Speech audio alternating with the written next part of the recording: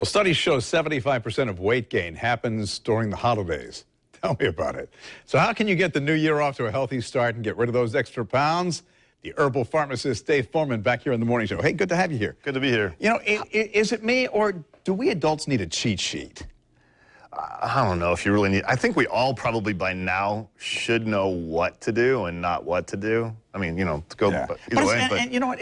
It's actually some pretty simple stuff. It is. I mean, although I think there's some really killer advertising for some of the products that people consume food-wise, thinking it's like the little O cereals that they say, you know, great start to a weight loss program or stopping cholesterol. Yeah, right. Yeah, those types of things. And a lot of times people don't realize that that's a refined processed food. And if you read the fine print on the box, it says as part of a healthy everyday diet and exercise program. So it doesn't necessarily mean that's the healthy. Advertising. It's advertising. Yeah, exactly. You get a coffee cup here and some sodas. Right. I know Blake is actually on a no soda kick, and he's lost 8 pounds. He's been on it for a couple of months. Causes a lot of bloating, fluid retention, whether it's with sugar or without sugar. Obviously, with sugar is probably worse, but artificial sweeteners can even trigger cravings. We'll talk about that towards the end of this segment. Yeah, I know in your blog you basically said you can say no to soda, but there's a good viable alternative. Yeah, actually, and I'll tell you what, especially for this time of the year, people that are trying to lose weight, you're trying to curb cravings, burn fat, get your metabolic rate up, maybe have a little more energy. Green tea, man. You got to drink something throughout the day. Why not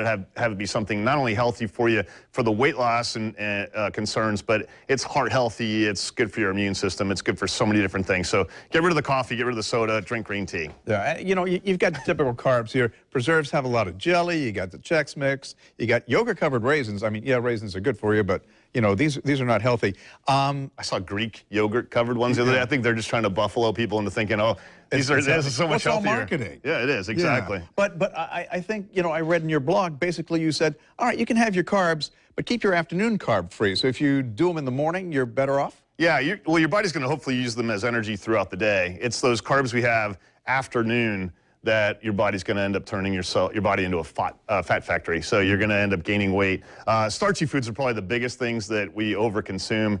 And for those people that are really struggling with those unwanted carbs. Now, veggies and nuts and seeds and those types of things are actually healthy carbs, but that's not what we're eating here in the United States. We're eating the other stuff. So there's a starch blocker, and the name of the ingredient is called Phase 2. I brought 2 different examples. Phase 2 is the name of the ingredient. It's a white kidney bean extract, exactly. And what it does is it blocks 65% of the starch from being broken down into sugar. So if you are a starch eater, then you take Phase 2 before the meal, and you will go a long way at helping to. But that's not going to help if you're eating steak and kale. It's not going to help you lose weight. No, it's only if you're having starches. For me, I don't need a lot of starches, so I don't need to use Phase 2. But when I do cheat and have chips or pretzels or whatever, then I will have my Phase 2. And you have that, what, right before you consume the carbs? Yeah, right before, because what it does is it blocks the enzyme that breaks starch down. If you don't break the starch down, it goes out your backside the way it went in the front side, so you don't get the caloric effect. Okay. And then last but not least, artificial sweeteners. A lot of people think, wow, they're 0 calorie, they're great for me. They actually trick your body into thinking that you're getting sugar, so you'll end up a lot of times having cravings later on in the day. So I have 2 natural sweeteners I recommend. My favorite at the Foreman household is stevia. Another one is agave nectar. Both have virtually no effect on your blood sugar level, and if you have no effect on your blood sugar level, you're going to have no effect on your waistline as well. So makes sense to me. Yeah, so artificial sweeteners, whether it's in a soda or you're adding it, doesn't really matter. They will, pack on the pounds eventually. And I've got to ask you, we were kind of joking about it when we were doing the talkers and saw the kid eating the watermelon rind. Is there any health benefit to that? Yeah, I know. I wanted to yell out, like, yeah, there is. Actually, there's in the rind, though, which no one's going to eat. You know, everybody scoops out the pink, fleshy stuff. The rind actually contains a compound called citrulline. Citrulline helps men with erectile dysfunction. Oh, so it's really, it's a natural Cialis, for lack of a better term? Yeah, sort of, I guess you could say it that way. I mean, it's not like you eat a watermelon and it's not the little blue pill effect or whatever. It's one of those things that you would have to consume. But what it does is it helps promote healthy blood flow. And a lot of times men that have erectile dysfunction issues, it's just a circulation problem.